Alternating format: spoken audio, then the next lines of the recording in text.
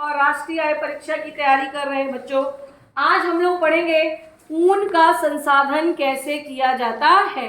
ऊन का संसाधन का मतलब होता है कि भेड़ के शरीर के बालों से ऊन प्राप्त करने का जो पूरा विधि है उसे हम क्या बोलते हैं, ऊन का संसाधन। इसके लिए देखिए ये एक छोटा सा TLM मैंने बनाया है आप लोगों के लिए। सबको दिखाई दे रहा है? yes, देखिए सबसे पहला स्टेप जो होता है वो होता है भेड़ों के बालों की कटाई।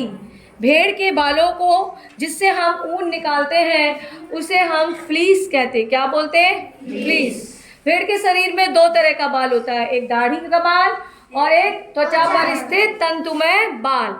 तो जो त्वचा पर स्थित तंतुमय बाल होता है उसको हम काट कर निकालते हैं और इस प्रोसेस को हम क्या बोलते हैं, कटाई या शीयरिंग।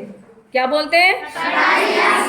इसके बाद जो भेड़ के बाल मिलते हैं उनको बड़ी बड़ी टंकियों में डालकर साफ किया जाता है, उसमें से जो धूल और गर्द होती है उसे निकाला जाता है। इस प्रोसेस को हम लोग बोलते हैं हिंदी में अभिमार्जन और इंग्लिश में scouring.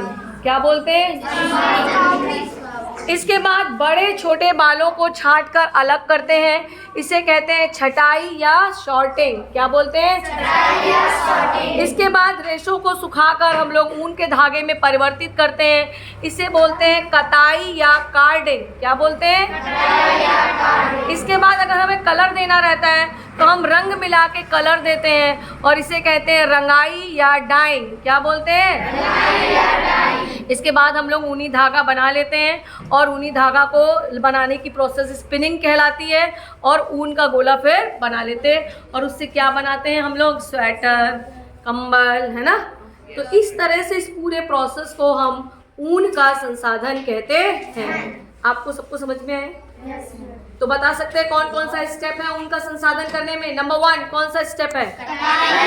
Number 2, number 3, number 4, number 5, number 6 ऊनी धागा।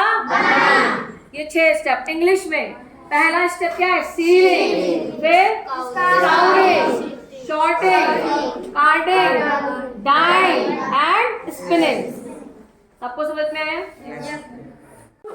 ऊन उद्योग में जो कारीगर लगे रहते हैं उनको एक रोग हो जाता है जो जीवाणुओं द्वारा फैलता है, एंथ्रेक्स जीवाणुओं द्वारा, जिसे हम बोलते हैं सोटार्स रोग।